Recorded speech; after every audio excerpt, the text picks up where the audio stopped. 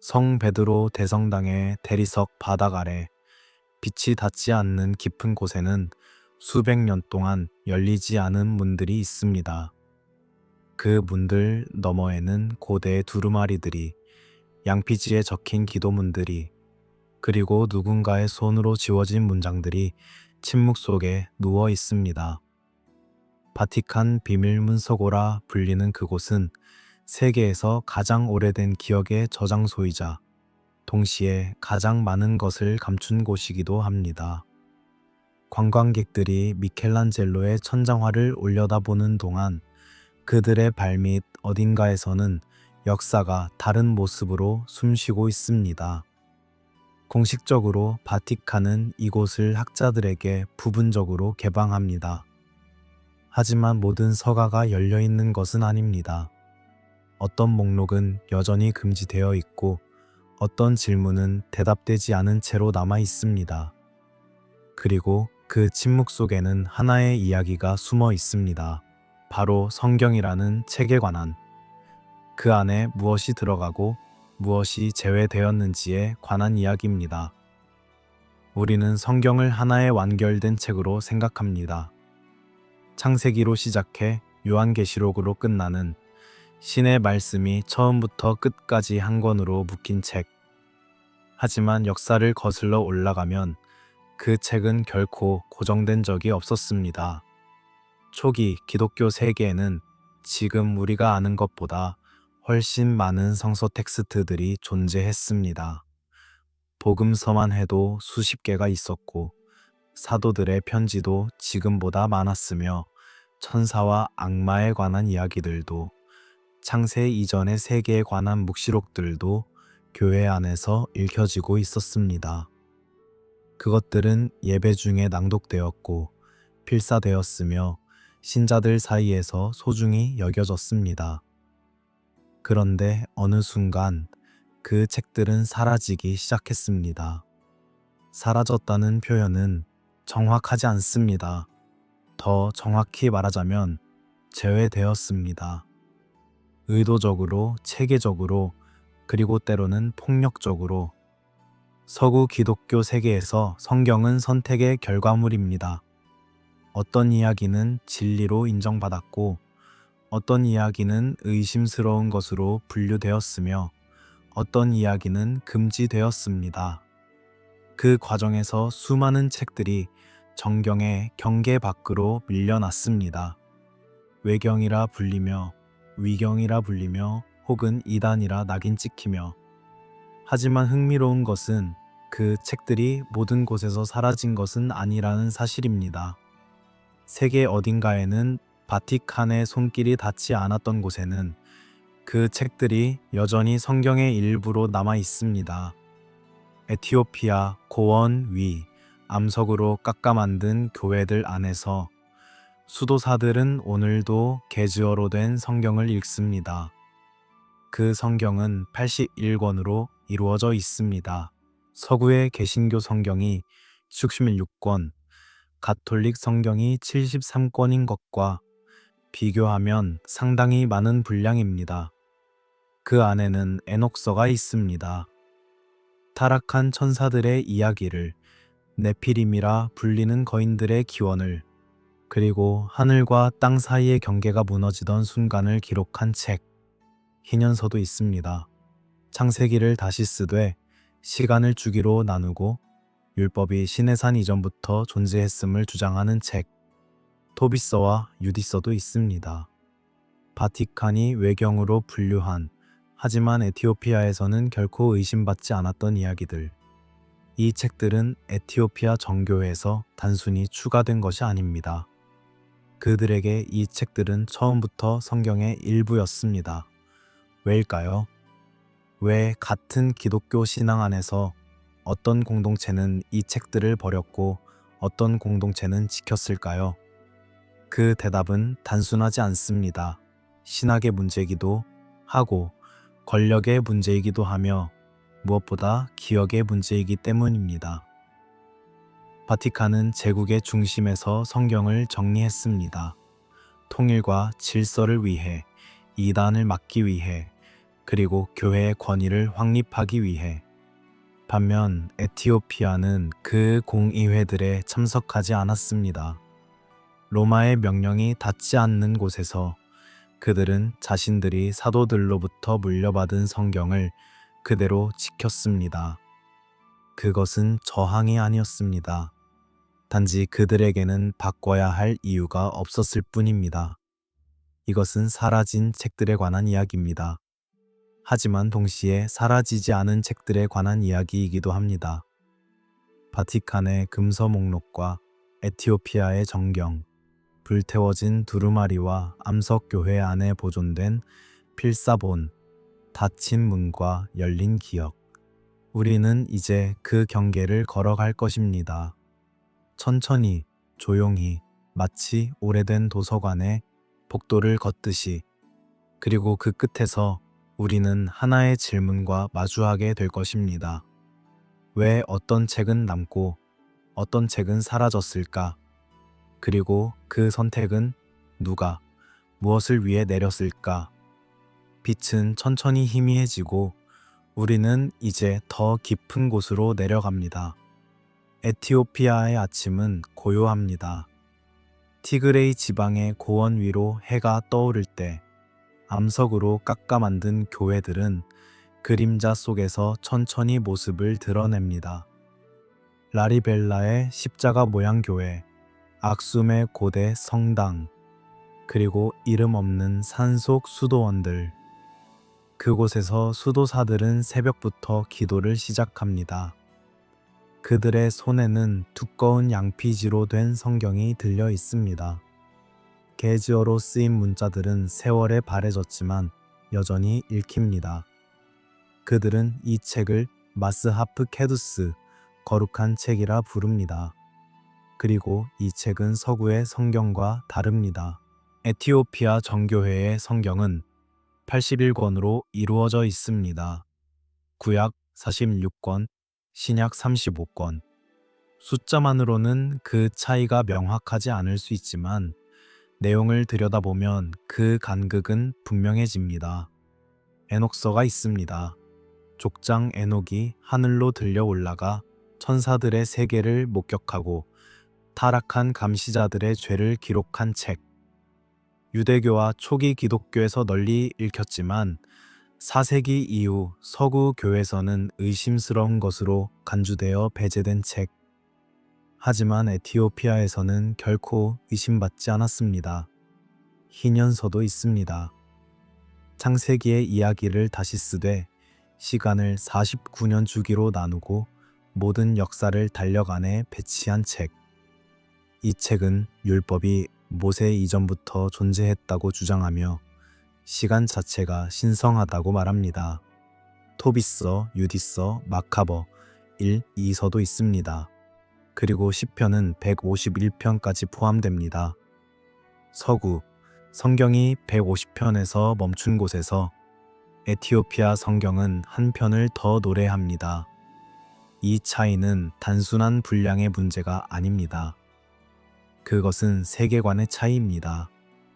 에녹서를 읽는 신자는 하늘이 완벽한 질서로 이루어진 곳이 아니라 갈등과 타락이 존재하는 곳이라는 것을 압니다.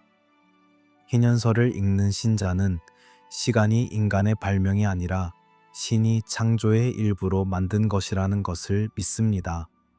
이 책들은 단지 추가된 이야기가 아니라 신앙의 다른 층위를 열어주는 열쇠입니다. 그리고 에티오피아 정교회는 이 열쇠를 결코 버리지 않았습니다. 왜 그들은 이 책들을 지킬 수 있었을까요? 그 이유는 에티오피아 교회의 독특한 역사에 있습니다. 4세기 악숨 왕국이 기독교를 받아들였을 때 그들은 이집트 콥트 교회를 통해 신앙을 받았습니다. 당시 콥트 교회는 알렉산드리아를 중심으로 한 동방 기독교의 중요한 축이었고 그들이 사용하던 성경 목록은 로마와 완전히 같지 않았습니다. 에티오피아는 그 전승을 그대로 받아들였습니다. 그리고 중요한 것은 그들이 이후 로마 교회의 공의회들에 참석하지 않았다는 사실입니다. 니케아 공의회, 콘스탄티노플 공의회, 트렌트 공의회, 서구 교회가 정경을 정리하고 이단을 정의하며 신학적 경계를 명확히 했던 그 모든 순간에 에티오피아 교회는 부재했습니다. 그들에게 성경은 공의회의 결정으로 만들어지는 것이 아니었습니다. 그것은 사도적 전승으로 세대에서 세대로 전해지는 것이었습니다. 이것은 제외되지 않은 성경입니다. 바티칸이 어떤 책들을 정경에서 밀어낸 동안 에티오피아는 그 책들을 계속 읽었습니다. 그들에게 에녹서는 이단이 아니라 지혜였고 희년서는 위험한 텍스트가 아니라 시간에 관한 진리였습니다. 그들은 서구 교회처럼 정경을 결정할 필요가 없었습니다. 그저 받은 것을 지키면 되었습니다. 그리고 그 지킴은 저항이 아니라 단지 일상이었습니다. 라리벨라의 수도사가 에녹서를 필사할 때 그는 금지된 책을 복사하고 있다는 생각을 하지 않았습니다. 그는 단지 선조들이 해왔던 일을 하고 있었을 뿐입니다. 에티오피아 성경은 또한 언어의 문제이기도 합니다. 게즈어는 에티오피아의 고대 언어로 지금은 일상에서 쓰이지 않지만 전례와 성경 낭독에서는 여전히 사용됩니다. 마치 라틴어가 가톨릭 교에서 신성한 언어로 남아있듯이. 그리고 게즈어 성경은 번역되지 않았습니다. 정확히 말하면 다른 언어로 옮겨지지 않은 채로 그 형태를 유지했습니다. 에녹서는 게즈어로만 완전한 형태로 남아 있습니다. 히브리어 원본은 사라졌고 그리스어 번역본은 단편만 남았지만 에티오피아의 필사본은 온전합니다. 이것은 우연이 아닙니다. 번역은 종종 편집을 동반합니다. 어떤 구절은 부드럽게 바뀌고 어떤 단어는 다르게 해석되며 어떤 장은 생략됩니다. 하지만 게즈어 성경은 번역의 과정을 거치지 않았기에 그 원형을 더 많이 보존할 수 있었습니다. 에티오피아 교회의 신앙은 또한 기억 중심입니다. 서구 교회가 교리와 신학을 강조했다면 에티오피아 교회는 전승과 의례를 중시했습니다. 성경은 분석의 대상이 아니라 암송되고 노래되는 것이었습니다. 수도사들은 시편을 외우고 에녹서의 구절을 반복하며 희년서의 달력을 기억합니다.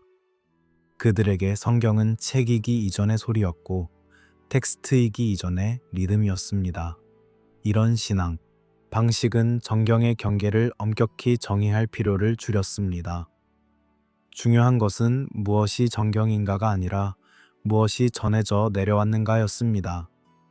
바티칸과 에티오피아 사이에는 침묵의 거리가 있습니다.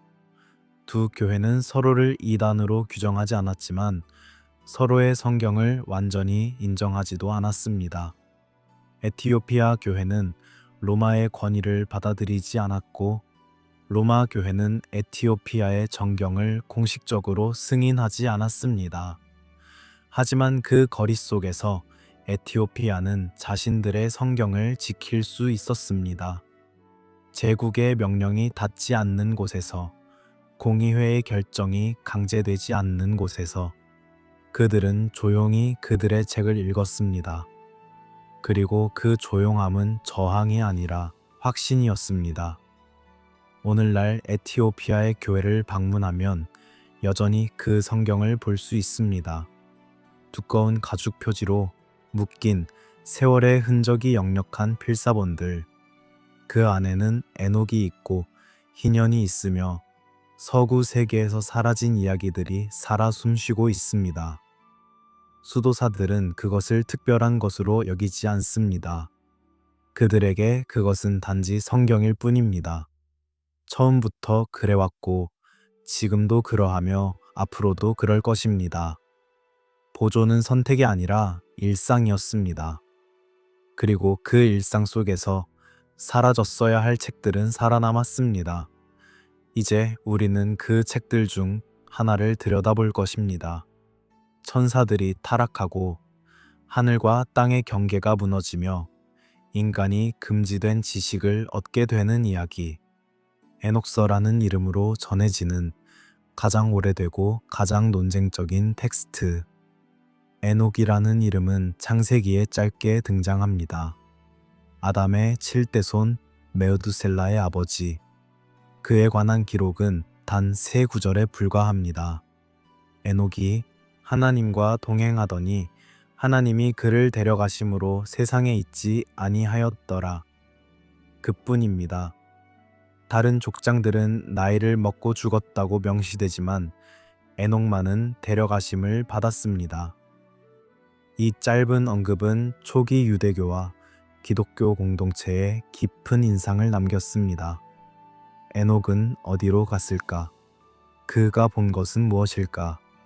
그리고 그는 왜 다른 이들처럼 죽지 않았을까? 이 질문들에 대한 대답이 바로 에녹서입니다. 에녹서는 하나의 책이 아니라 5개의 책으로 이루어진 모음집입니다. 감시자들의 서, 비유의 서, 천문학의 서, 꿈 환상의 서, 그리고 에녹의 편지. 이 5부분은 각각 다른 시기에 쓰였을 가능성이 높지만 에티오피아 전승에서는 모두 에녹이 하늘에서 목격한 것을 기록한 것으로 여겨집니다. 그 중 가장 유명하고 가장 논쟁적인 부분은 첫 번째 책, 감시자들의 서입니다. 이 책은 천사들의 타락을 다룹니다. 하지만 그것은 일반적으로 알려진 루시퍼의 타락 이야기와는 다릅니다. 이것은 더 오래되고 더 구체적이며 더 불편한 이야기입니다. 감시자들 혹은 와처스라 불리는 천사들이 있었습니다. 그들은 하늘에서 인간 세상을 지켜보는 임무를 맡았습니다. 하지만 어느 날 그들은 인간 여자들의 아름다움에 마음을 빼앗겼습니다. 200명의 천사들이 모여 맹세를 했습니다. 우리는 인간 여자들을 아내로 맞이하고 그들과 자식을 낳으리라. 그리고 그들은 하늘에서 내려왔습니다. 헤르몬 산에서 그들은 인간과 결합했습니다. 그 결과 태어난 존재들이 네피림입니다. 거인들, 키가 300규빗에 달하는 존재들. 그들은 땅을 황폐화시켰습니다. 모든 것을 먹어치우고 인간을 억압하며 피를 마셨습니다. 하지만 문제는 단지 네피림만이 아니었습니다. 감시자들은 인간에게 금지된 지식을 가르쳤습니다. 아자젤은 인간에게 무기 만드는 법을 가르쳤습니다. 검, 칼, 방패, 갑옷. 세마자는 주문과 뿌리를 자르는 법을 알려주었습니다. 마법의 시작입니다. 암나스는 징조를 푸는 법을, 바라키엘은 점성술을, 코카비엘은 별자리의 의미를 가르쳤습니다. 그리고 여자들에게는 화장술이 전해졌습니다. 눈을 꾸미는 법, 귀중한 돌을 사용하는 법, 염료로 색을 입히는 법. 이 지식들은 에녹서에서 죄로 간주됩니다. 그것은 인간이 알아서는 안 될 것들이었습니다. 그 지식은 폭력과 허영과 우상 숭배를 불러왔고 세상은 부패로 가득 찼습니다. 인간의 비명소리가 하늘에 닿았고 신은 행동에 나섰습니다. 대천사들이 파견되었습니다. 우리엘, 라파엘, 가브리엘, 미카엘. 그들은 감시자들을 결박하고 네피림을 멸하며 세상을 정화하라는 명령을 받았습니다. 감시자들은 땅속 깊은 곳에 갇혔습니다. 어둠의 계곡, 불타는 시면에서 그들은 최후의 심판을 기다립니다. 네피림들은 서로를 죽이도록 유도되었고 홍수가 왔습니다. 에녹서의 홍수 이야기는 창세기와 비슷하지만 그 원인은 다릅니다. 창세기에서 홍수는 인간의 악 때문에 왔지만 에녹서에서는 천사들의 죄 때문에 왔습니다. 인간은 피해자였습니다. 천상의 존재들이 질서를 깨뜨렸고 그 대가를 온 세상이 치렀습니다. 에녹은 이 모든 것을 목격했습니다. 그는 하늘로 들려 올라가 천사들의 재판을 보았고 감시자들의 탄원을 들었습니다. 감시자들은 에녹에게 신께 중재를 요청해 달라고 애원했습니다. 하지만 신의 대답은 단호했습니다. 용서는 없다. 너희는 불멸의 존재였으나 필멸의 육체와 결합했다. 너희는 영혼을 버리고 한순간을 택했다. 그 대가를 치러라. 에녹서는 여기서 멈추지 않습니다. 그것은 세상의 종말까지 나아갑니다. 최후의 심판, 의인들의 부활, 메시아의 도래. 이 모든 것이 에녹의 환상 속에 펼쳐집니다. 그리고 그 환상은 놀라울 정도로 신약 성경과 유사합니다. 흥미로운 것은 에녹서가 초기 기독교에서 널리 읽혔다는 사실입니다. 신약 성경의 유다서는 에녹서를 직접 인용합니다. 유다서 14절에서 15절, 아담의 7세 손 에녹이 이 사람들에 대하여도 예언하여 이르되 보라 주께서 그 수만의 거룩한 자와 함께 임하셨나니. 이것은 에녹서 1장 9절의 거의 정확한 인용입니다. 유다서의 저자는 에녹서를 예언서로 여겼고 그것을 권위 있는 텍스트로 받아들였습니다. 2세기와 3세기의 교부들 테르툴리아누스와 클레멘스와 오리게네스도 에녹서를 언급했습니다. 그들 중 일부는 그것을 영감받은 책으로 여겼습니다. 초기 교에서 에녹서는 이상한 책이 아니었습니다. 그것은 단지 성경의 일부였습니다. 그렇다면 왜 이 책은 서구 교에서 사라졌을까요? 그 이유는 복합적입니다. 첫째, 에녹서는 천상의 질서에 관한 불편한 진실을 담고 있습니다. 천사들이 타락할 수 있다는 것, 그들이 인간과 결합할 수 있다는 것, 그리고 신이 창조한 존재들 사이에 갈등이 있다는 것. 이것은 완벽하고 질서 정연한 천상의 이미지와 맞지 않습니다. 둘째, 에녹서는 금지된 지식에 관한 이야기입니다. 마법, 점성술, 주문, 이 모든 것이 천사들로부터 전해진 것이라는 주장은 위험했습니다. 만약 이것이 사실이라면 이런 지식들은 단순히 미신이 아니라 천상의 기원을 가진 것이 됩니다. 교회는 이런 해석을 원하지 않았습니다. 셋째, 에녹서는 너무 많은 질문을 던집니다. 천사들은 자유의지를 가졌는가? 타락은 예정된 것인가? 선택의 결과인가? 네피림의 영혼은 어디로 갔는가? 이런 질문들은 신학적 논쟁을 불러일으켰고 교회는 단순하고 명확한 교리를 선호했습니다. 4세기 이후 에녹서는 서서히 밀려났습니다. 히에로니무스는 그것을 의심스럽다고 여겼고 아우구스티누스는 그것을 정경에서 제외해야 한다고 주장했습니다. 그 이유는 그것이 거짓이라서가 아니라 그것이 너무 오래되고 너무 이상하며 너무 통제하기 어렵기 때문이었습니다. 에녹서는 외경이 되었고 시간이 지나며 잊혀졌습니다. 서구에서 그 원문은 사라졌습니다. 하지만 에티오피아에서는 그렇지 않았습니다. 게즈어 빌사본이 대대로 전해졌고 수도사들은 그것을 계속 읽었습니다. 그들에게 에녹서는 타락한 천사들의 이야기일 뿐 아니라 신의 정의와 최후의 승리에 관한 약속이었습니다. 그리고 그 약속은 금지될 이유가 없었습니다. 에녹서를 읽는 것은 다른 성경을 읽는 것과 같습니다. 그곳에서 하늘은 완벽한 곳이 아니라 갈등이 존재하는 곳입니다. 천사들은 순종하는 존재가 아니라 선택하고 타락할 수 있는 존재입니다. 그리고 인간은 단지 죄인이 아니라 천상의 죄 때문에 고통받는 존재입니다. 이 세계관은 단순하지 않습니다. 그것은 복잡하고 모호하며 불편합니다. 하지만 바로 그 불편함이 에녹서를 강력하게 만듭니다. 그것은 쉬운 대답을 주지 않습니다. 대신 그것은 더 깊은 질문을 요구합니다. 그리고 그 질문들은 여전히 울려 퍼집니다. 에티오피아의 교회에서 게에즈어로 낭독되는 에녹서의 구절 속에서 희년서는 작은 창세기라 불립니다. 그것은 창세기의 이야기를 다시 쓰되 다른 방식으로 쓴 책입니다. 창조부터 시내산까지, 아담부터 모세까지 모든 역사를 49년 주기로 나눕니다.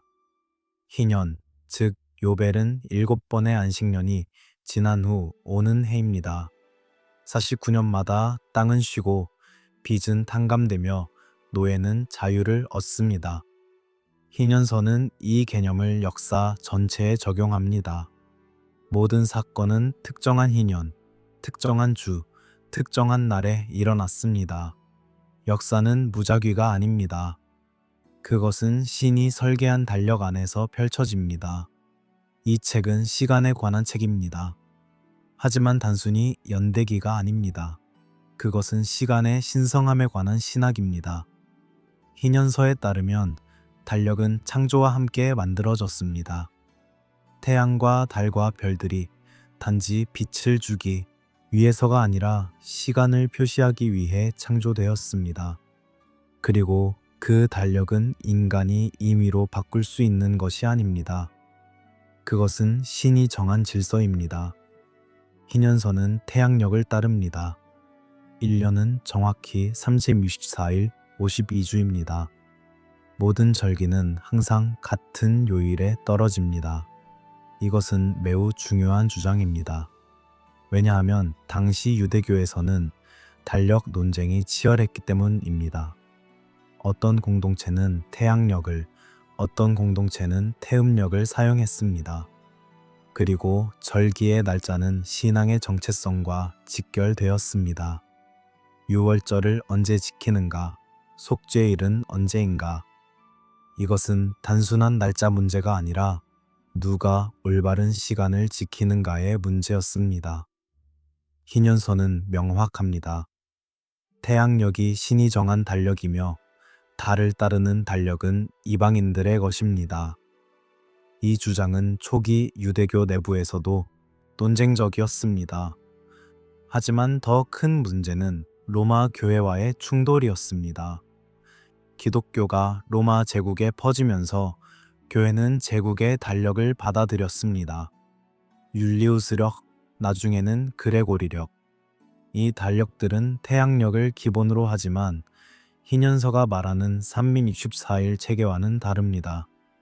그리고 부활절 날짜는 달의 주기와 연결되었습니다. 니케아 공의회는 부활절을 춘분 이후 첫 보름달 다음 주일로 정했습니다. 이것은 태음력적 요소를 기독교 달력에 도입한 것입니다.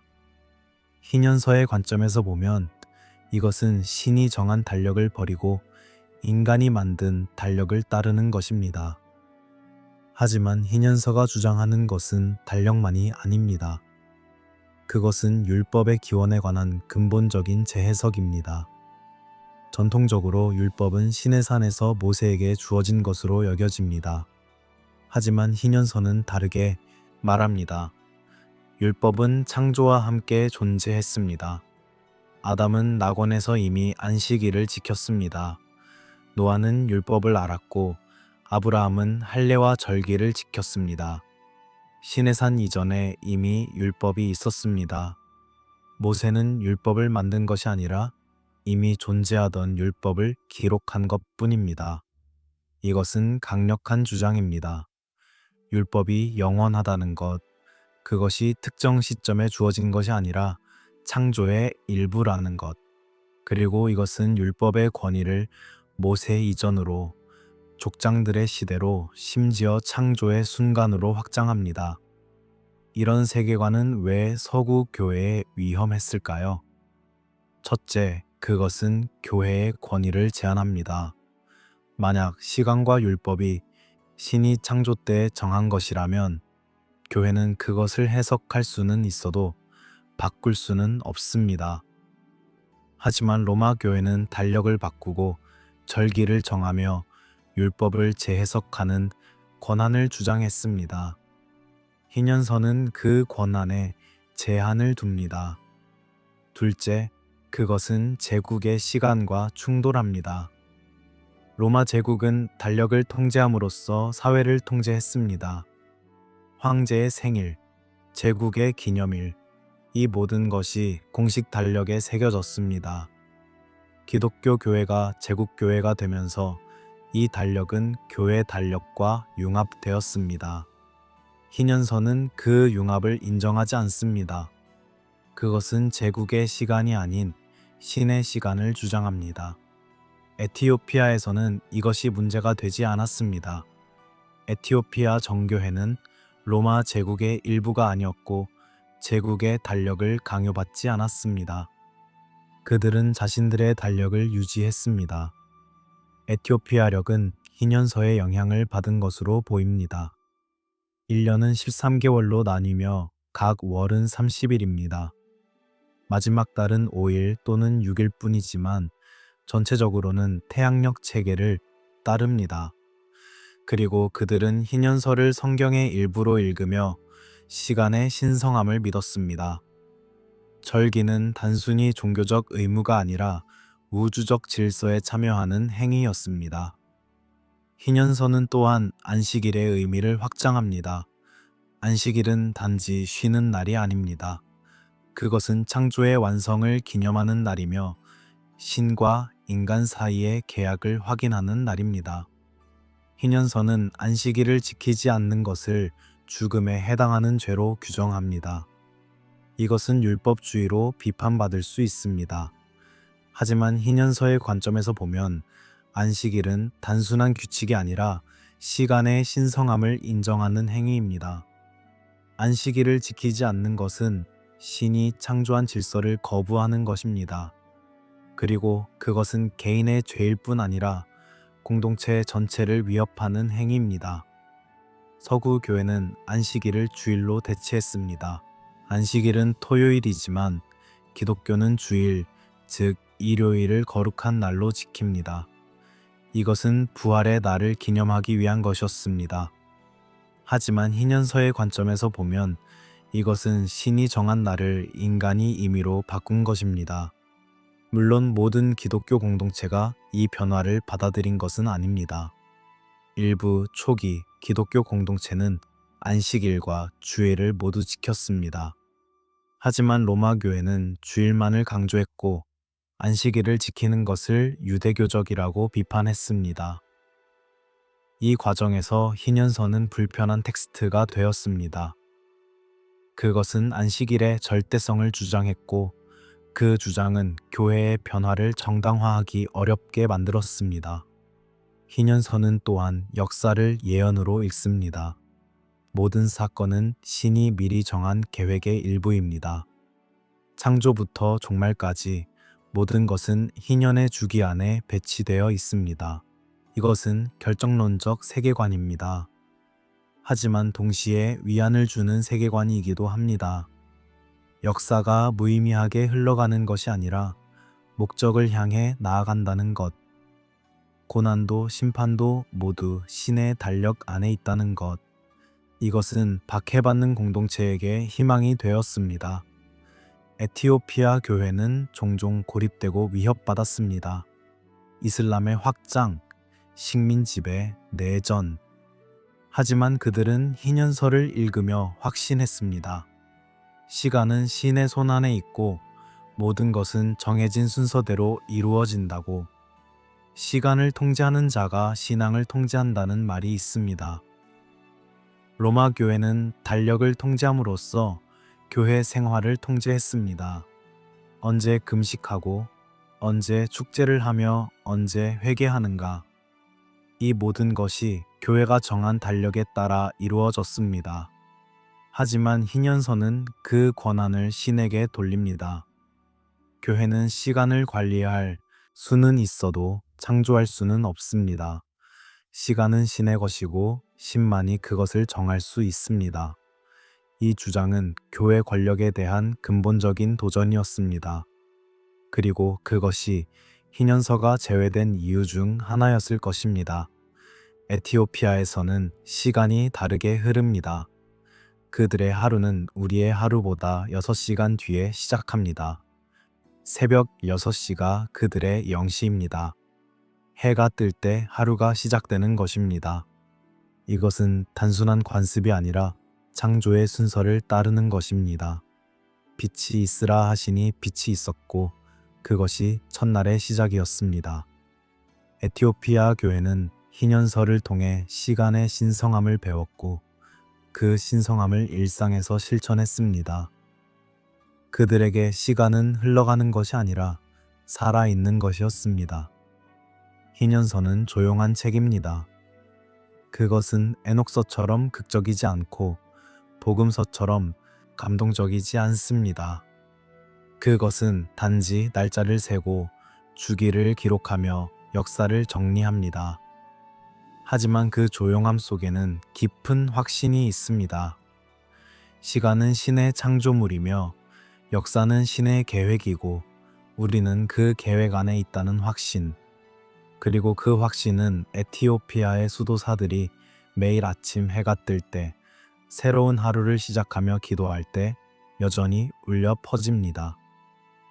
325년 니케아, 소아시아의 작은 도시가 기독교 역사의 중심이 되었습니다.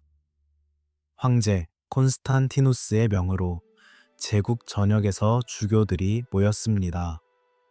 공식적으로 이것은 교회 일치를 위한 회의였습니다.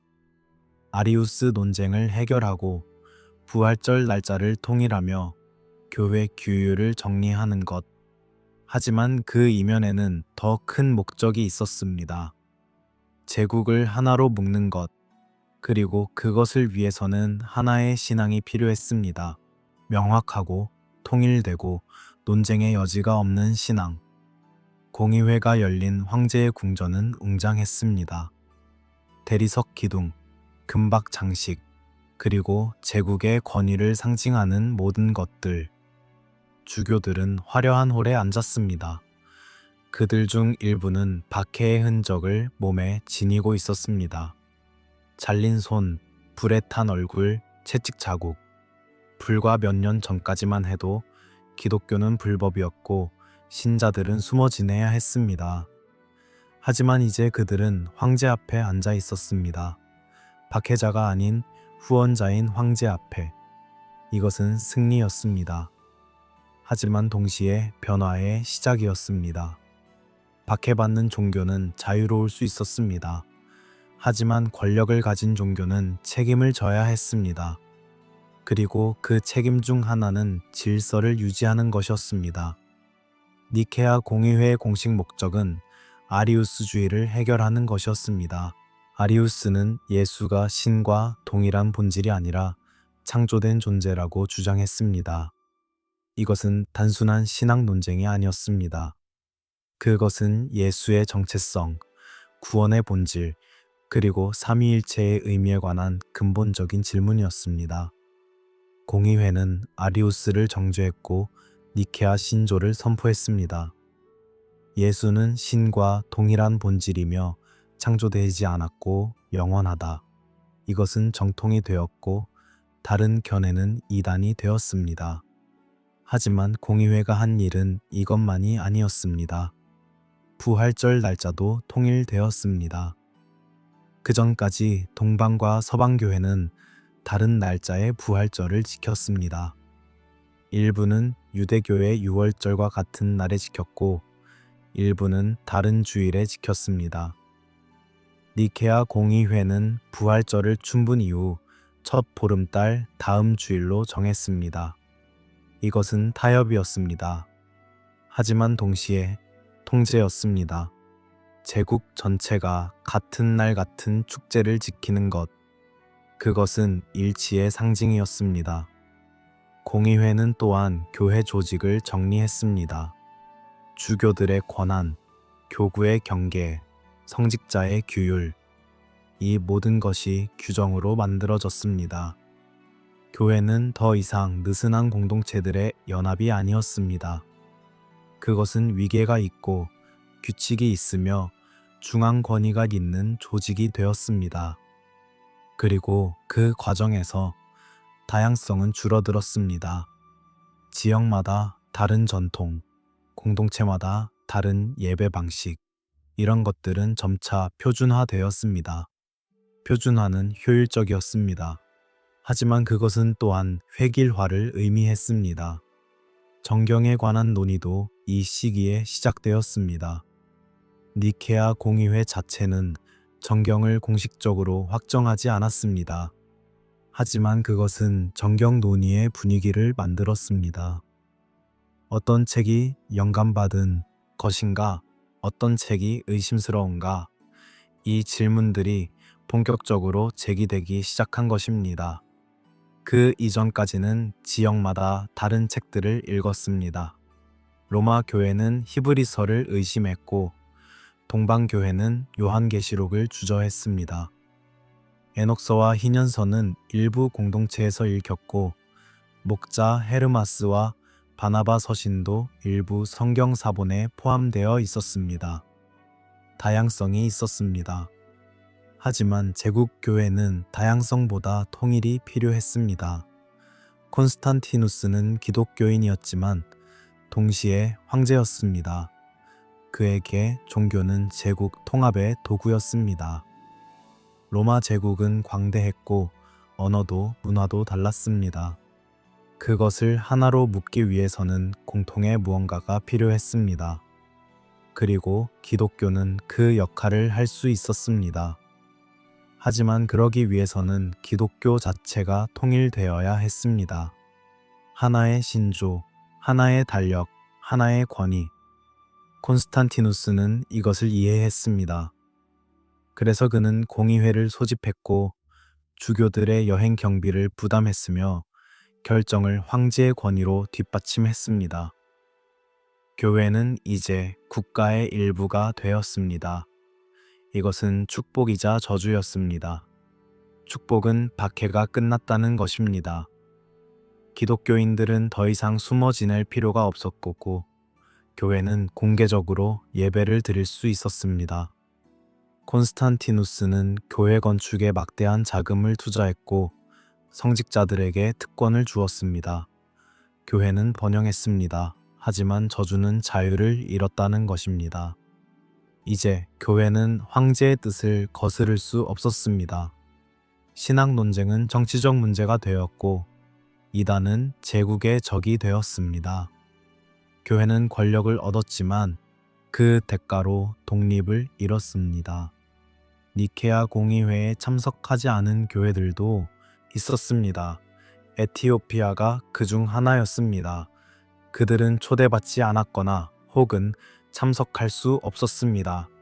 악숨 왕국은 멀었고 제국의 직접적인 영향권 밖에 있었습니다.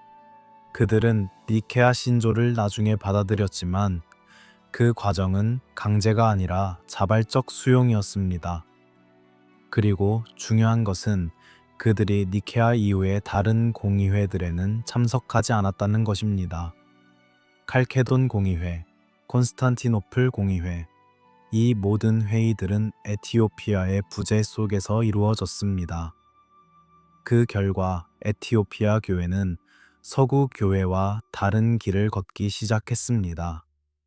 신학적으로는 유사했지만 실천과 전승에서는 차이가 생겼습니다. 그리고 그 차이 중 하나가 성경의 목록이었습니다. 니케아 공의회는 시작이었습니다. 정경 확정의 시작이 아니라 정경 정리의 시작. 어떤 책이 권위가 있는가? 어떤 책이 의심스러운가? 이 질문들이 제기되기 시작한 것입니다. 그리고 그 질문에 답하는 과정은 수세기에 걸쳐 이어졌습니다. 4세기 말 아타나시우스가 최초로 신약 10권 목록을 제시했습니다. 그것은 오늘날 우리가 아는 신약과 동일했습니다. 하지만 그의 목록이 즉시 받아들여진 것은 아니었습니다. 일부 교회는 다른 책들을 계속 읽었고 일부 책들은 여전히 논쟁의 대상이었습니다. 정경은 점진적으로 형성되었습니다.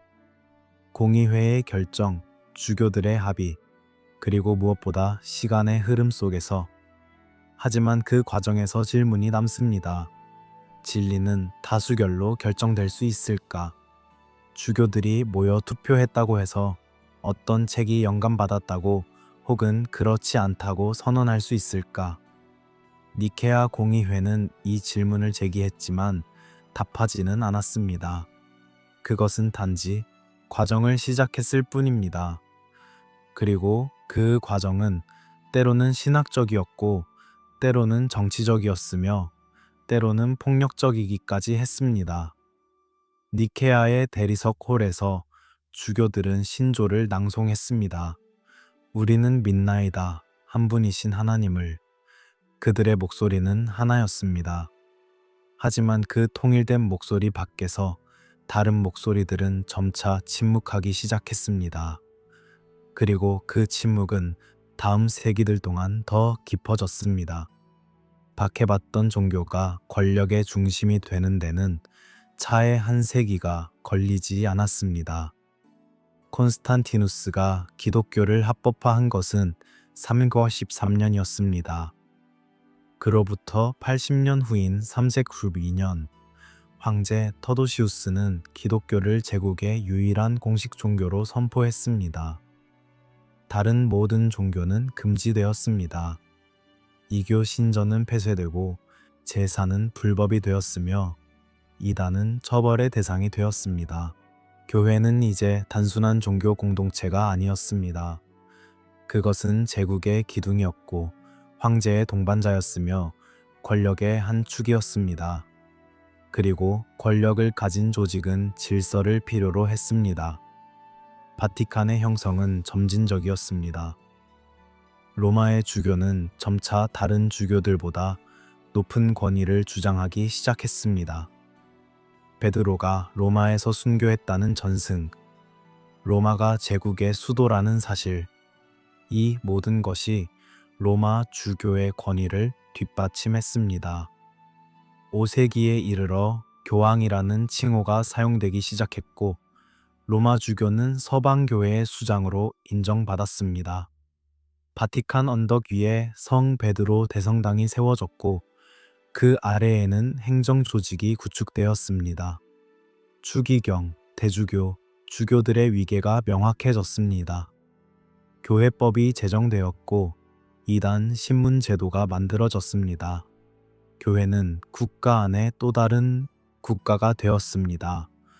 그리고 그 국가는 통제를 필요로 했습니다. 통제의 핵심은 교리의 통일이었습니다.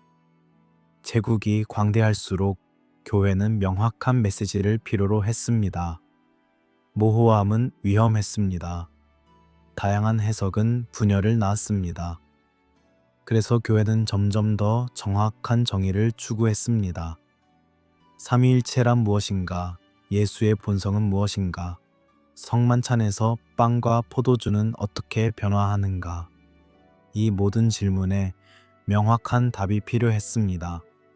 그리고 그 답에서 벗어나는 것은 이단이었습니다. 이단은 단순히 잘못된 믿음이 아니었습니다.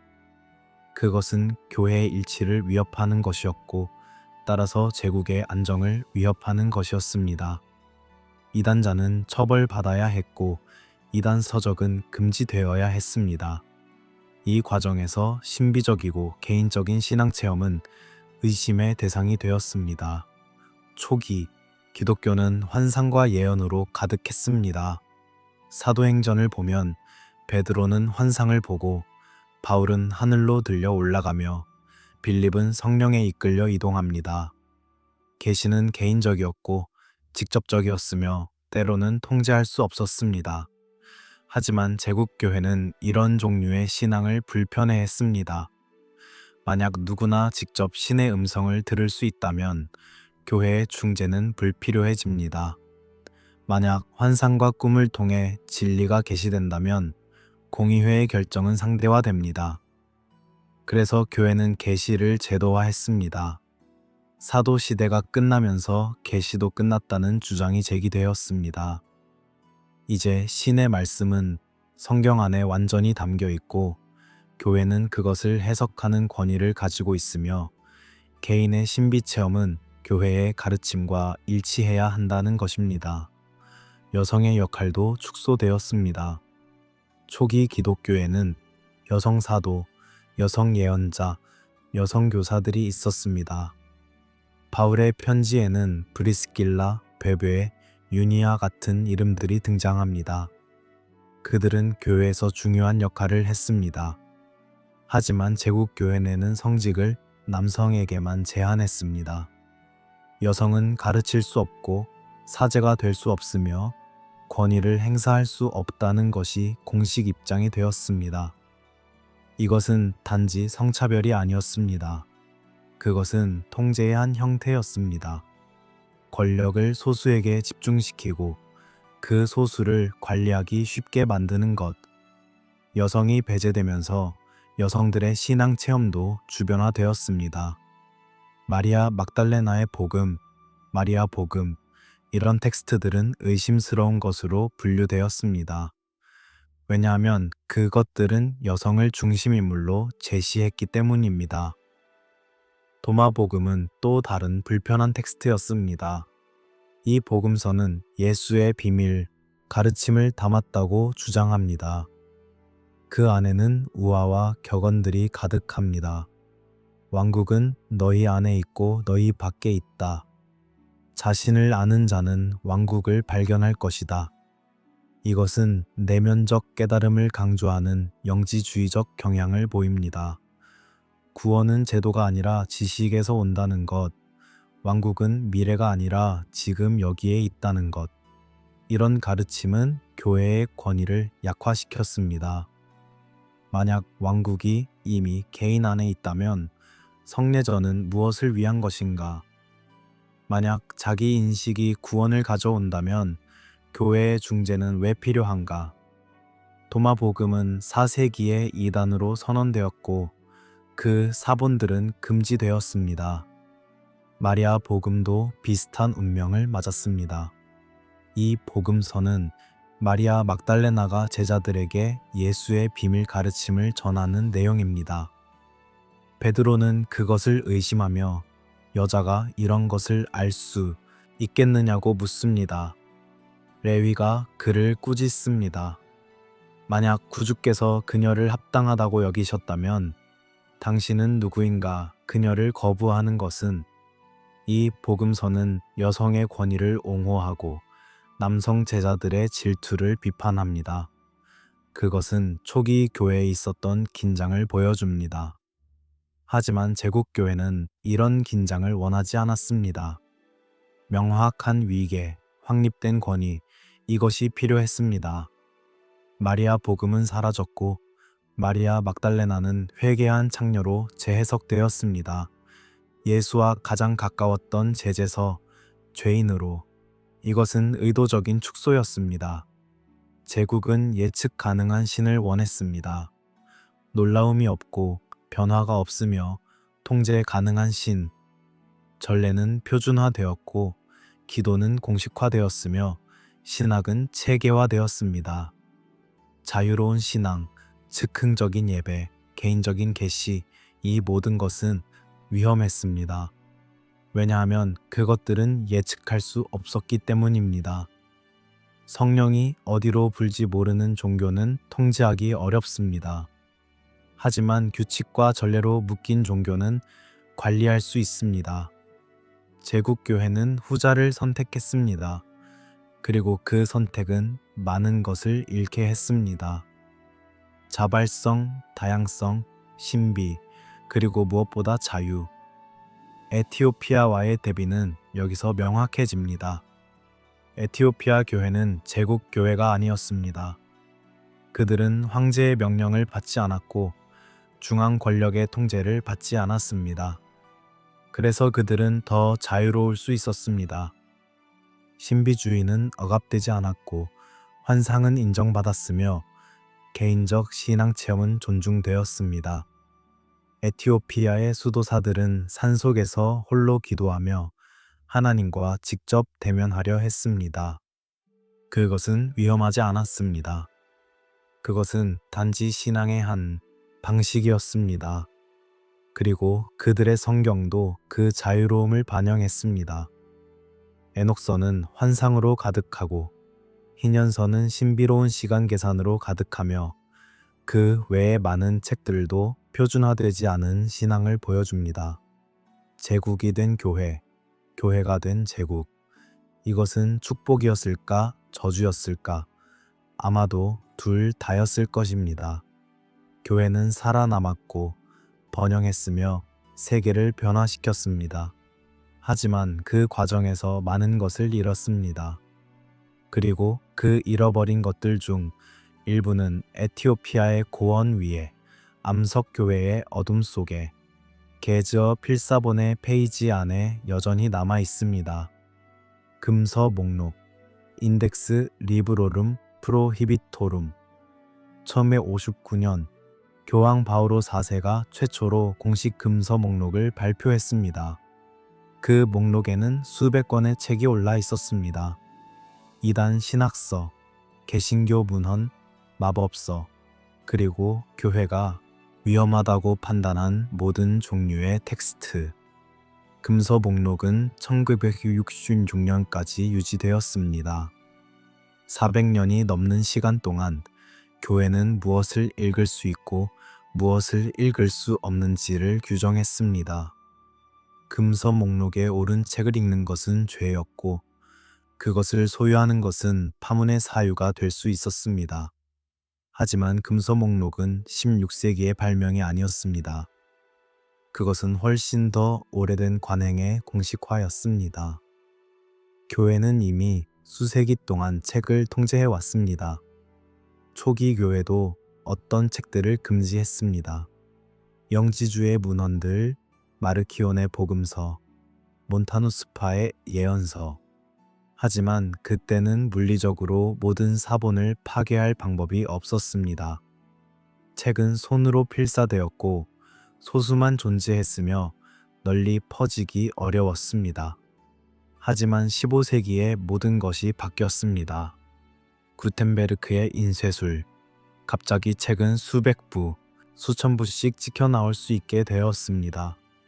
지식은 폭발적으로 확산되었습니다. 그리고 교회는 위기감을 느꼈습니다. 통제가 불가능해지고 있었습니다. 루터의 90파속의 조항은 몇 주 만에 독일 전역에 퍼졌습니다.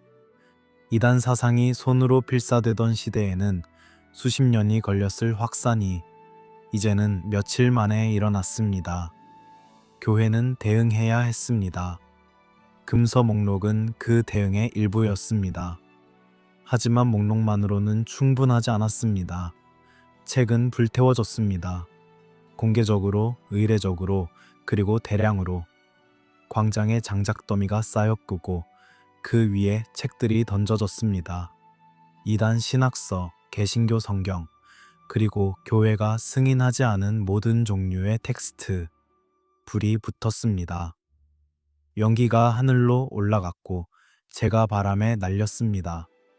군중은 지켜보았습니다.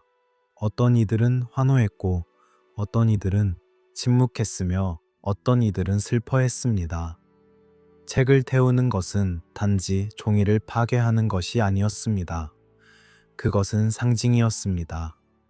이단의 정화, 진리의 수호, 그리고 무엇보다 권력의 과시. 우리는 무엇이 진리인지 결정할 수 있고 우리는 그 결정을 강제할 힘이 있다는 것. 797년 피렌체. 도미니크의 수사. 사보나롤라는 허영의 화형식을 주도했습니다. 책, 그림, 거울, 화장품, 모든 허영의 상징들이 불태워졌습니다. 그 중에는 고대 이교 문헌도 있었고 르네상스 예술 작품도 있었으며 교회가 승인하지 않은 신비 문헌도 있었습니다. 보티첼리는 자신의 그림 일부를 스스로 불 속에 던졌다고 전해집니다. 이것은 광기였을까? 신앙이었을까? 아마도 둘 다였을 것입니다. 하지만 확실한 것은 그 불 속에서 많은 것이 영원히 사라졌다는 것입니다. 어떤 책들은 유일한 사본이었고 어떤 지식은 다시 복구될 수 없었습니다. 16세기 종교개혁 시기 소각은 더욱 격렬해졌습니다. 가톨릭은 개신교 책을 불태웠고 개신교는 가톨릭 책을 불태웠습니다. 제네바에서 칼뱅은 세르베투스를 화형에 처했고 그의 책도 함께 불태웠습니다. 세르베투스의 죄는 삼위일체를 부정한 것이었습니다. 그의 책 기독교 복원은 금서가 되었고 거의 모든 사본이 파괴되었습니다. 오늘날 남아있는 것은 극소수에 불과합니다. 런던에서, 옥스퍼드에서, 로마에서 이단서들이 공개적으로 불태워졌습니다. 그것은 경고였습니다. 이렇게 될 수 있다는 것, 당신의 생각도, 당신의 책도, 당신 자신도. 불태워진 것은 종이만이 아니었습니다. 그것은 가능성이었습니다. 다른 방식으로 신을 이해할 가능성, 다른 방식으로 성경을 읽을 가능성, 다른 방식으로 신앙을 실천할 가능성. 금서 목록은 단지 책 제목의 나열이 아니었습니다. 그것은 사고의 경계를 정하는 것이었습니다. 여기까지는 생각할 수 있지만 여기서부터는 안 된다. 이것은 질문할 수 있지만 저것은 질문해서는 안 된다. 경계는 점점 더 좁아졌습니다. 그리고 그 경계 밖의 모든 것은 위험한 것, 금지된 것, 이단적인 것이 되었습니다. 이단 판정의 기준은 무엇이었을까요? 공식적으로는 신학적 정통성이었습니다. 니케아 신조에 부합하는가, 교회의 가르침과 일치하는가, 성경의 올바른 해석인가. 하지만 실제로는 더 복잡했습니다.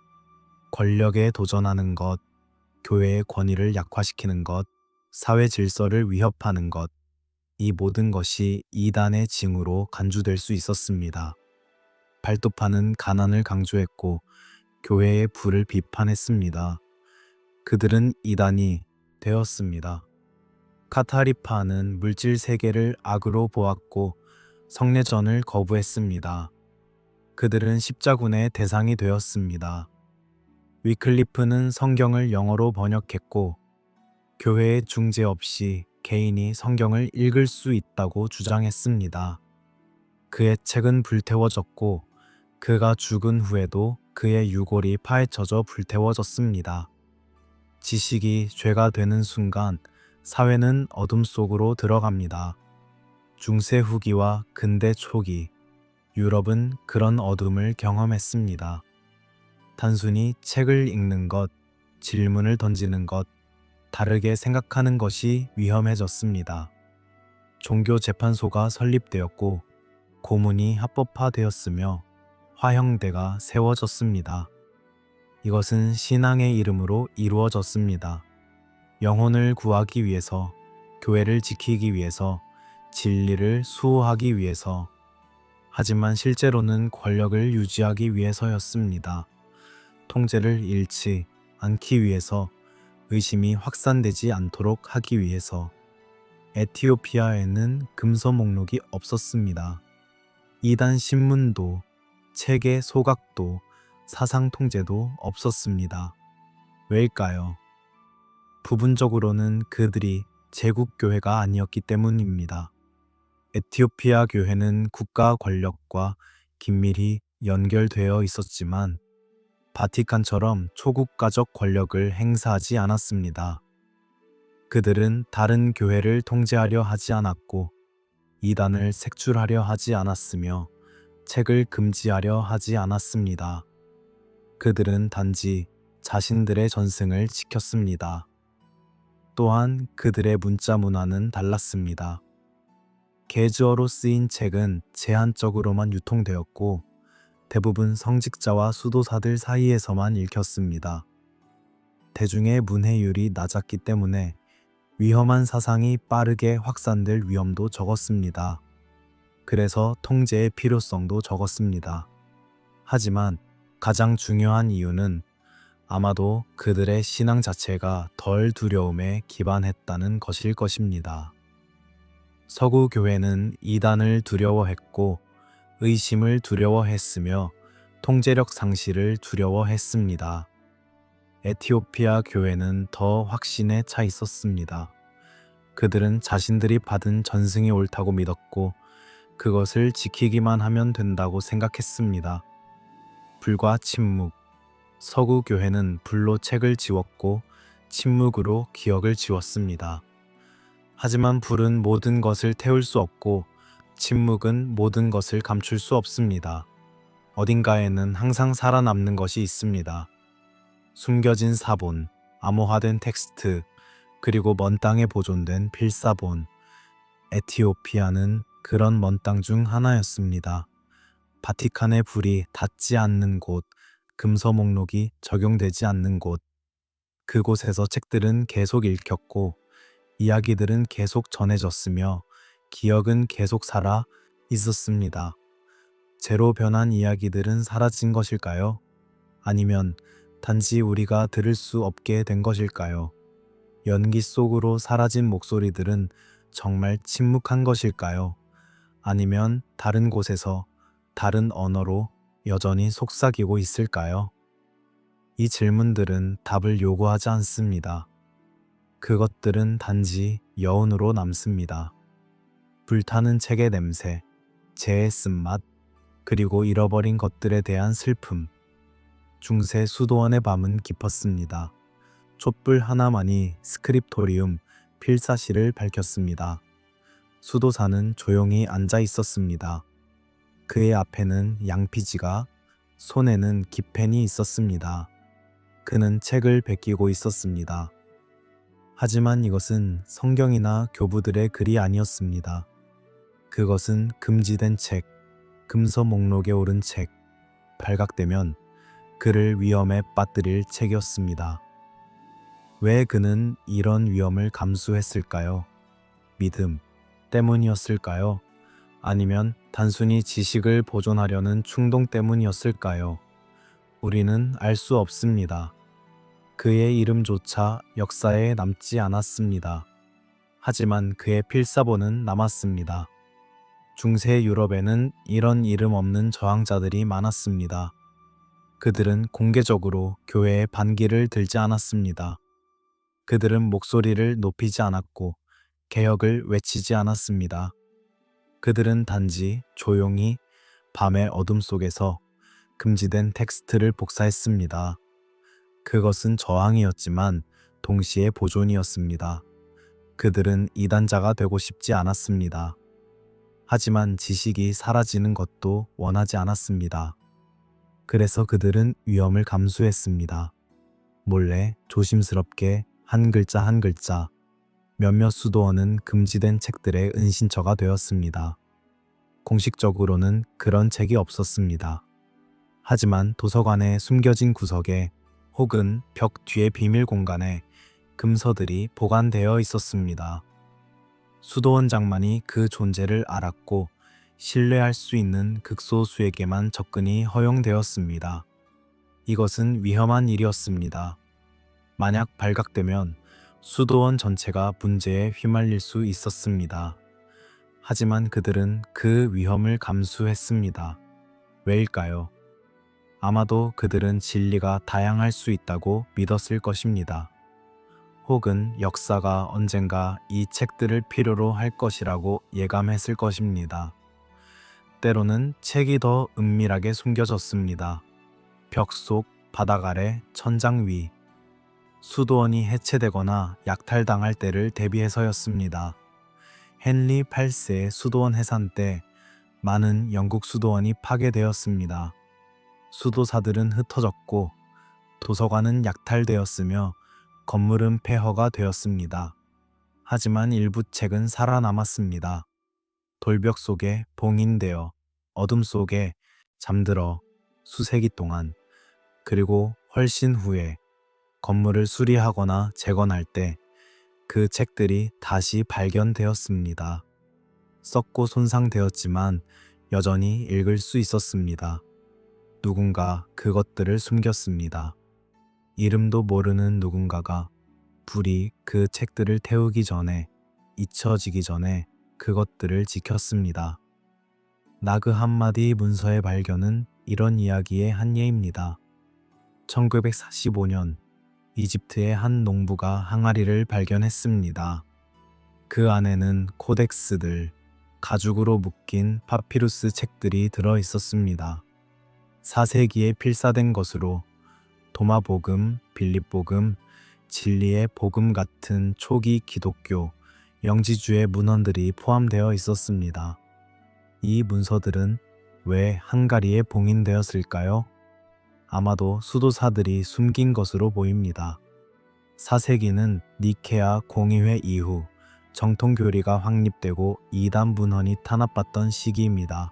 이집트의 어느 수도원에서 누군가 이 책들이 파괴될 것을 알았습니다. 그래서 그들은 그것을 항아리에 넣고 땅에 묻었습니다. 언젠가 누군가 찾을 것을 기대하며, 그리고 1600년 후 그 기대는 이루어졌습니다. 기억을 지킨다는 것은 때로 생명을 거는 일이었습니다. 중세 말과 근대 초 이단 신문은 철저했습니다. 금지된 책을 소유한 것이 발각되면 신문을 받았고 고문당했으며 때로는 화형당했습니다. 하지만 여전히 사람들은 그 책들을 숨겼습니다. 왜일까요? 일부는 신학적 확신 때문이었습니다. 그들은 정통교리가 옳지 않다고 믿었고 금지된 책들이 진리를 담고 있다고 생각했습니다. 일부는 지적 호기심 때문이었습니다. 그들은 금지된 것을 읽고 싶었고 스스로 판단하고 싶었습니다. 그리고 일부는 단순히 책을 사랑했기 때문이었습니다. 지식이 사라지는 것을 견딜 수 없었기 때문이었습니다. 에티오피아에서는 이런 저항이 필요 없었습니다. 수도사들은 공개적으로 에녹서를 필사했고 희년서를 낭독했으며 그 외의 책들을 보관했습니다. 그들은 숨길 필요가 없었습니다. 그들의 책은 금지되지 않았기 때문입니다. 그들은 위험을 감수할 필요가 없었습니다. 그들의 신앙은 이단이 아니었기 때문입니다. 이것은 에티오피아 기독교의 큰 축복이었습니다. 그들은 서구 교회가 겪은 내적 검열, 자기 규제, 두려움을 경험하지 않았습니다. 그들은 단지 받은 것을 지켰고 그것을 다음 세대에 전했습니다. 자연스럽게, 일상적으로, 두려움 없이. 침묵 속의 연대, 유럽의 이름 없는 필사자들과 에티오피아의 수도사들 사이에는 직접적인 연결이 없었습니다. 그들은 서로를 알지 못했고 서로의 존재조차 인식하지 못했을 것입니다. 하지만 그들은 같은 일을 하고 있었습니다. 기억을 지키는 일, 텍스트를 보존하는 일, 사라지려는 것을 붙잡는 일. 한쪽은 위험 속에서, 다른 쪽은 평화 속에서. 하지만 목적은 같았습니다. 그리고 그 목적은 성공했습니다. 오늘날 우리는 나그 한마디 문서를 읽을 수 있고 에티오피아 성경을 연구할 수 있습니다. 그것은 이름 없는 이들의 용기 덕분입니다. 한 장의 종이가 살아남는 방식은 다양합니다. 때로는 공식적으로 도서관의 석에서, 때로는 비공식적으로 개인의 서랍에서, 때로는 은밀하게 벽속이나 땅 밑에서, 그리고 때로는 멀리 제국의 손길이 닿지 않는 곳에서. 에티오피아는 그런 먼 곳이었습니다.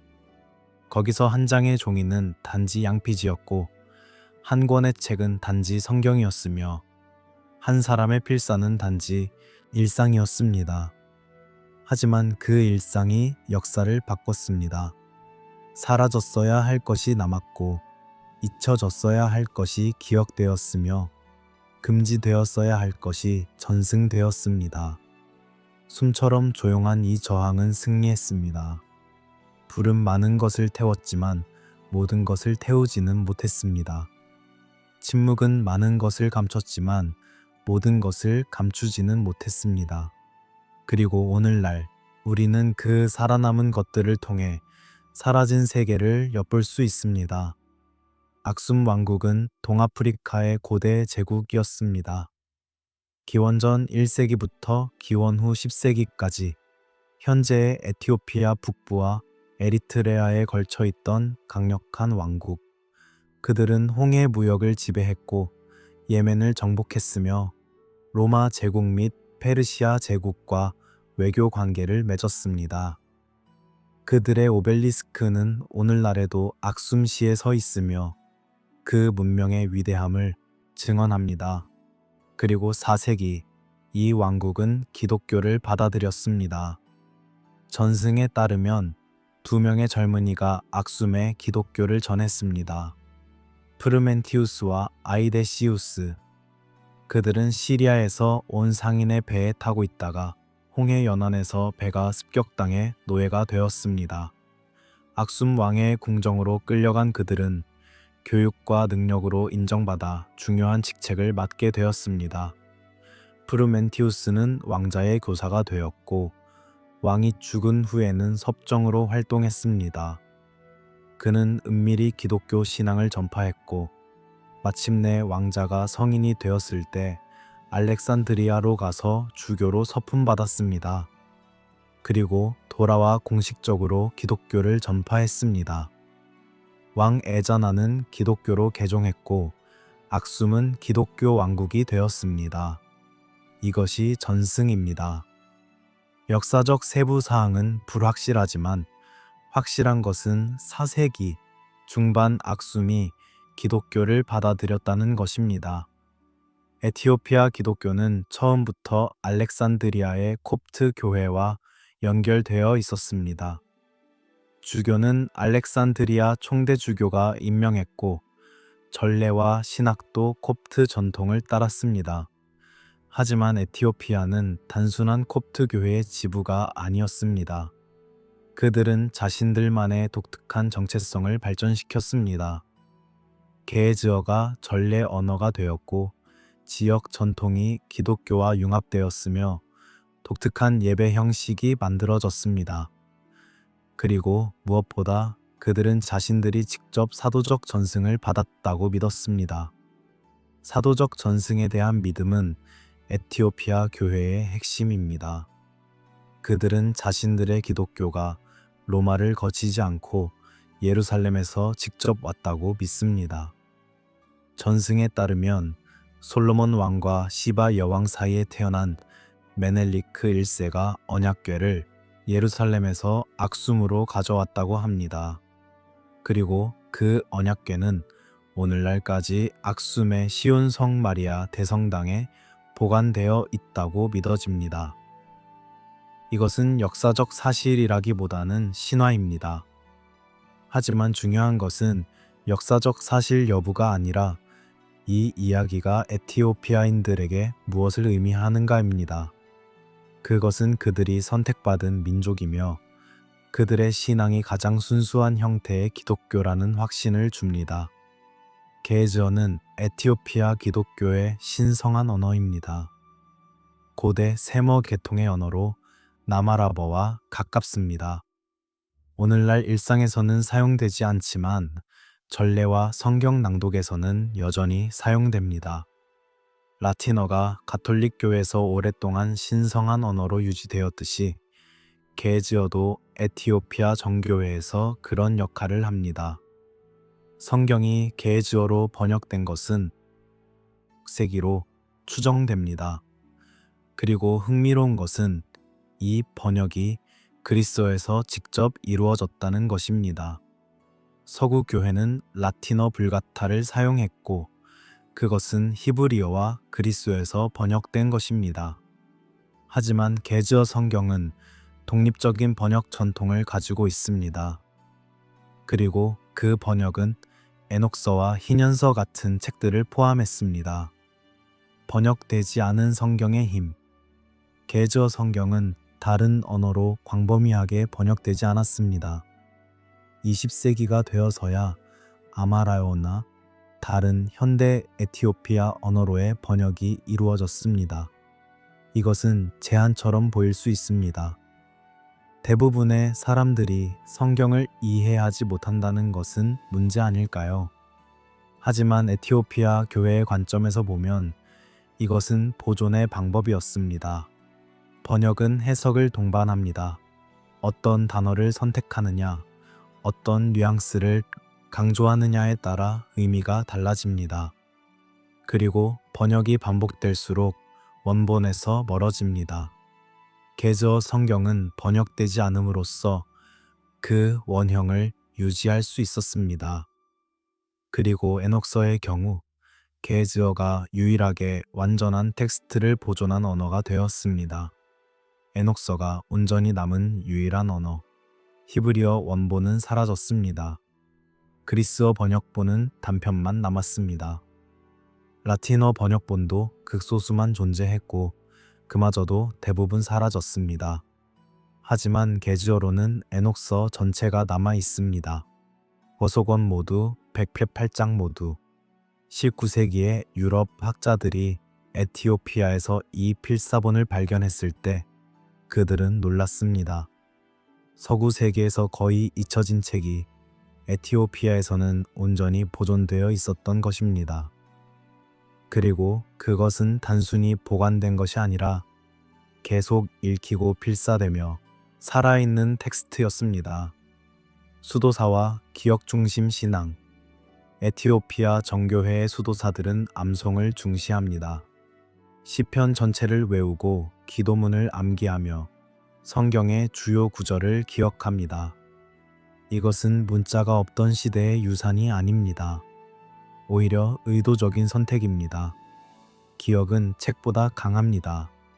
책은 불태워질 수 있고 빼앗길 수 있으며 사라질 수 있습니다. 하지만 기억은 사람이 살아있는 한 남습니다. 그리고 그 기억이 다음 세대로 전해지는 한 전승은 끊어지지 않습니다. 에티오피아의 수도사들은 에녹서의 구절을 암송하고 희년서의 달력을 외우며 그것을 제자들에게 전합니다. 이것은 텍스트의 보존이 아니라 텍스트를 통한 삶의 보존입니다. 바티칸과의 침묵의 거리.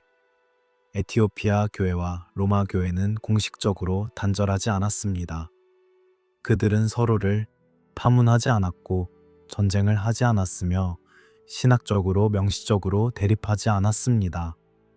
하지만 그들 사이에는 깊은 거리가 있었습니다. 지리적 거리뿐 아니라 신학적 거리, 문화적 거리. 에티오피아는 칼케돈 공의회의 결정을 받아들이지 않았고 그래서 비칼케돈파 혹은 단성론파로 분류됩니다. 하지만 그들은 스스로를 이단으로 여기지 않습니다. 그들은 단지 다른 전승을 따를 뿐입니다. 바티칸은 에티오피아의 정경을 인정하지 않았습니다. 에녹서와 희년서는 외경이며 권위가 없다는 것이 로마의 입장입니다. 하지만 에티오피아는 바티칸의 승인을 필요로 하지 않았습니다. 그들은 자신들의 전승에 확신을 가지고 있었고 그것으로 충분했습니다.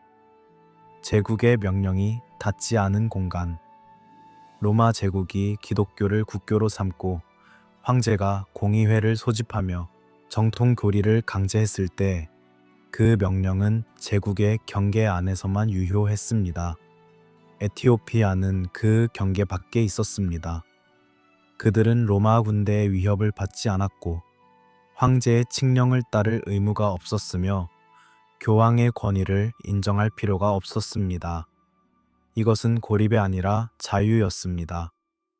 그들은 외부의 압력 없이 자신들의 신앙을 발전시킬 수 있었습니다. 그리고 그 발전은 보수적이었습니다. 변화보다는 보존, 혁신보다는 전승. 그것이 에티오피아 기독교의 특징입니다. 보존은 선택이 아니라 일상이었습니다. 에티오피아 수도사들은 에녹서를 보존하기 위해 특별한 노력을 기울이지 않았습니다. 그들은 단지 그것을 읽었고 필사했으며 다음 세대에 전했습니다. 다른 성경 구절들을 대하듯이 그것은 의식적인 저항이 아니었습니다. 그것은 단지 신앙의 실천이었습니다. 하지만 그 일상적 실천이 서구 세계에서 사라진 책을 지켰습니다.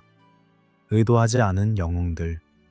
이름도 모르고 자신들이 무엇을 하고 있는지도 완전히 인식하지 못했지만 역사를 바꾼 이들, 고요한 확신. 에티오피아 기독교의 가장 큰 힘은 아마도 그들의 확신일 것입니다. 의심하지 않는 확신, 변명하지 않는 확신, 증명할 필요를 느끼지 않는 확신. 그들은 자신들의 성경이 옳다는 것을 알고 있었습니다. 왜냐하면 그것이 선조들로부터 전해진 것이기 때문입니다. 바티칸이 다르게 말하든 개신교가 다르게 믿든 그것은 그들에게 중요하지 않았습니다. 그들은 자신들의 길을 걸었습니다. 조용히, 확고하게, 그리고 결코 멈추지 않고. 우리는 이제 거의 여행의 끝에 다다랐습니다. 바티칸의 지하에서 시작해 에티오피아의 고원을 거쳐 사라진 책들과 남아있는 책들 사이를 걸어왔습니다. 그리고 이제 우리는 질문 앞에 서 있습니다. 무엇이 정경을 만드는가? 누가 결정하고 무엇을 기준으로 하며 그 결정은 얼마나 확실한가? 이 질문들에 대한 답은 단순하지 않습니다. 그것은 신학의 문제이기도 하고 역사의 문제이기도 하며 권력의 문제이기도 합니다. 서구 교회의 관점에서 정경은 공의회의 결정과 교회의 합의를 통해 확립되었습니다. 초기에는 다양한 책들이 읽혔지만 시간이 지나며 어떤 책이 진정으로 영감받은 것인지 분별되었다는 것입니다. 그 과정은 성령의 인도하심 아래 이루어졌고 따라서 그 결과는 신뢰할 수 있다는 주장입니다. 하지만 비판적으로 보면 그 과정은 또한 정치적이었고 권력 투쟁의 일부였으며 특정 신학적 입장을 강화하기 위한 것이기도 했습니다.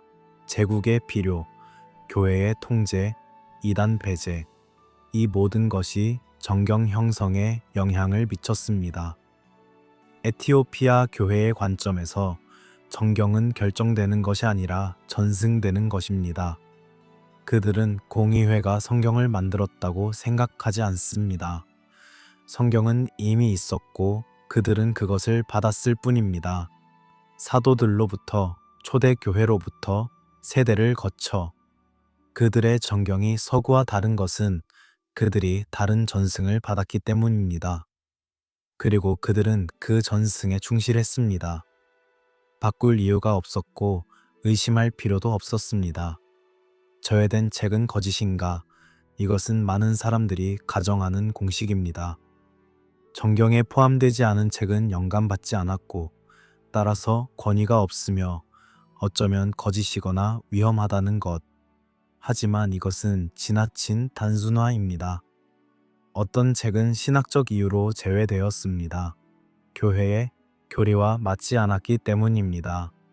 어떤 책은 역사적 이유로 제외되었습니다. 저자가 불확실하거나 너무 늦게 쓰였거나 널리 받아들여지지 않았기 때문입니다. 그리고 어떤 책은 정치적 이유로 제외되었습니다. 권력 구조를 위협했거나 통제하기 어려웠거나 불편한 질문을 던졌기 때문입니다. 제외된 책이 자동적으로 거짓인 것은 아닙니다.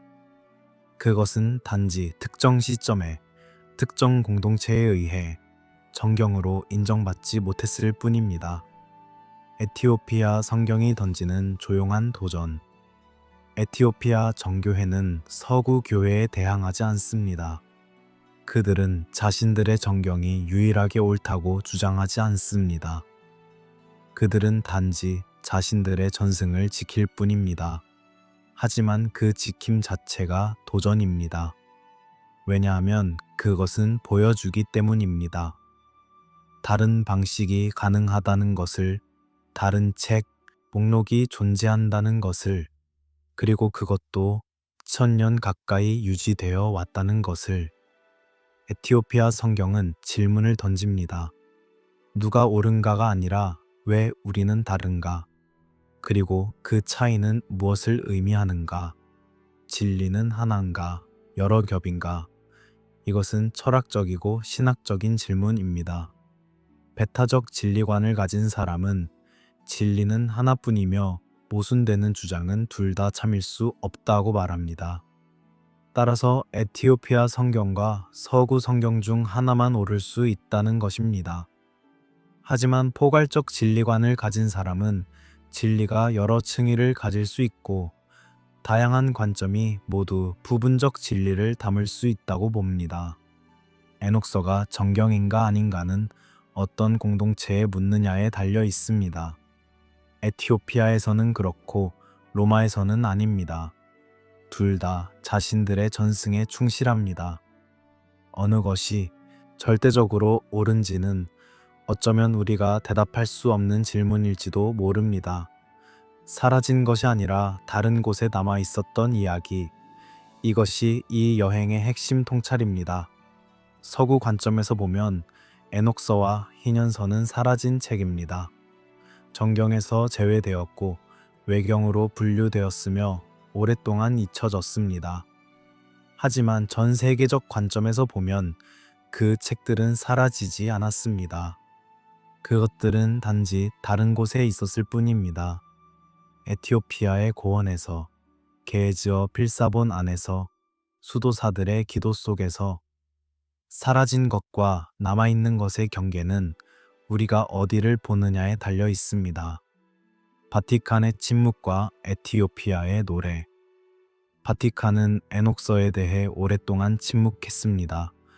그것은 금지하지도 않았고 인정하지도 않았습니다. 단지 무시했습니다. 존재하지 않는 것처럼. 하지만 에티오피아에서는 그 책이 노래되었습니다. 전례에서 낭독되고 수도원에서 연구되며 신자들에게 가르쳐졌습니다. 침묵과 노래, 이 대조는 상징적입니다. 권력은 침묵을 강요할 수 있지만 멀리 떨어진 곳의 노래를 막을 수는 없습니다. 불태울 수 없는 기억이라는 개념. 책은 불태울 수 있습니다. 도서관은 파괴될 수 있고 필사본은 잿더미가 될 수 있습니다. 하지만 기억은 다릅니다. 사람들이 그것을 간직하는 한, 구전으로 전하는 한, 암송하고 노래하는 한, 기억은 살아 있습니다. 에티오피아의 수도사들은 이것을 이해했습니다. 그들은 책을 보관했지만 더 중요하게는 기억했습니다. 그리고 그 기억은 불태울 수 없었습니다. 제국이 명령할 수 없었고 교황이 금지할 수 없었으며 시간조차 지울 수 없었습니다. 우리는 이제 현재로 돌아옵니다. 천천히, 부드럽게. 이 여행은 과거를 탐험하는 것이었지만 동시에 현재에 관한 것이기도 했습니다. 우리는 무엇을 정전으로 받아들이는가? 누구의 목소리를 듣고 누구의 이야기를 기억하는가? 무엇을 중요하다고 여기고 무엇을 주변으로 밀어내는가? 이 질문들은 단지 고대 성경의 문제가 아닙니다. 그것은 지금 여기의 문제이기도 합니다. 권력은 여전히 무엇이 진리인지 정의하려 하고 제도는 여전히 경계를 긋습니다. 하지만 에티오피아 성경은 우리에게 상기시킵니다. 중심이 정한 것만이 진실은 아니라는 것을, 주변에도 멀리 떨어진 곳에도 다른 진리가 있을 수 있다는 것을, 잠 속으로 이어지는 열린 결말. 우리는 모든 것을 해결하지 않았습니다. 어떤 성경이 옳은지, 어떤 책이 정경이어야 하는지 명확한 답을 내리지 않았습니다. 하지만 그것이 이 이야기의 목적이 아니었습니다. 이 여행은 답을 주는 것이 아니라 질문을 열어두는 것이었습니다. 그리고 그 질문과 함께 당신은 이제 휴식할 수 있습니다. 역사의 무게를 잠시 내려놓고 부드러운 침묵 속으로. 어떤 이야기는 지워지지 않습니다. 단지 더 조용해질 뿐입니다. 바티칸의 지하에서, 에티오피아의 고원에서, 그리고 우리 각자의 기억 속에서 그 이야기들은 여전히 숨쉬고 있습니다. 바람처럼 부드럽게, 파도처럼 끊임없이.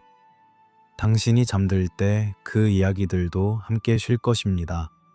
하지만 사라지지는 않을 것입니다. 왜냐하면 어떤 것들은 침묵 속에서 더 강해지기 때문입니다. 이제 이 긴 밤의 여행을 마무리할 시간입니다. 우리는 함께 오래된 길을 걸었습니다. 대리석 복도와 암석교회를, 불타는 책들과 숨겨진 필사본을, 제국의 권력과 먼 고원의 침묵을, 이 모든 것이 하나의 이야기로 엮여 있었습니다. 기억에 관한, 선택에 관한, 그리고 무엇보다 살아남는 것에 관한 이야기. 역사는 승자가 쓴다고들 합니다. 하지만 때로는 패자도 주변부도 잊혀진 것들도 자신의 이야기를 지킵니다. 에티오피아의 수도사들처럼, 이름 없는 필사자들처럼, 어둠 속에서 양피지에 글을 쓰던 이들처럼, 그들은 역사의 중심에 있지 않았지만 역사를 지켰습니다. 그리고 그 지킴 덕분에 우리는 오늘날 사라졌어야 할 이야기를 읽을 수 있습니다. 이 이야기가 당신에게 무언가를 남겼기를 바랍니다. 질문이든 경이로움이든 혹은 단지 평화로운 피로이든, 역사를 듣는 것은 현재를 다르게 보는 법을 배우는 것입니다. 우리가 당연하게 여기는 것들이 사실은 선택의 결과였다는 것을, 다른 선택도 가능했다는 것을, 그리고 어딘가에서는 실제로 다른 선택이 이루어졌다는 것을 깨닫는 것입니다. 만약 이런 이야기들이 당신의 밤을 조금 더 풍요롭게 만들었다면 우리와 함께 계속 이 여행을 이어가시기 바랍니다. 이 채널을 구독하시면 앞으로 펼쳐질 새로운 역사의 층들을, 아직 말하지 않은 침묵의 이야기들을 조금 더 일찍 만나실 수 있습니다. 그리고 후원을 통해 함께 해주신다면 더 깊은 곳으로, 더 먼 시간으로 우리의 탐험은 계속될 수 있을 것입니다. 여러분 한 분 한 분의 관심이 이 조용한 목소리가 계속 속삭일 수 있게 합니다. 이제 편히 쉬십시오. 오늘 밤 당신의 꿈에는 오래된 도서관이 나타날지도 모릅니다. 먼지 쌓인 서가, 양피지 냄새, 그리고 아무도 읽지 않았던 책들, 혹은 높은 고원이 나타날 수도 있습니다. 암석교회, 아침, 기도소리, 그리고 세월을 견딘 필사본. 어떤 꿈이든 그것은 좋은 꿈일 것입니다. 왜냐하면 그것은 기억의 꿈이기 때문입니다. 그리고 기억은 항상 우리를 집으로 데려다 줍니다. 잘 자십시오. 역사는 당신이 잠든 사이에도 계속 속삭일 것입니다. 부드럽게, 끊임없이, 영원히. 어떤 이야기는 끝나지 않습니다. 단지 다음 사람에게, 다음 세대에게, 다음 밤에게 전해질 뿐입니다. 그리고 그렇게 침묵 속에서 모든 것은 보존됩니다. 좋은 밤 되십시오.